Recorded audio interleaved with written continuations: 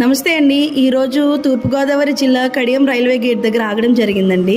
ఇక్కడ స్పెషాలిటీ ఏంటంటేనండి, ఇక్కడ ఉండేటువంటి టర్నింగేనండి. అయితే ఈ టర్నింగ్ కోసం మా గణేష్ గారు చెప్తారండి ఇప్పుడు.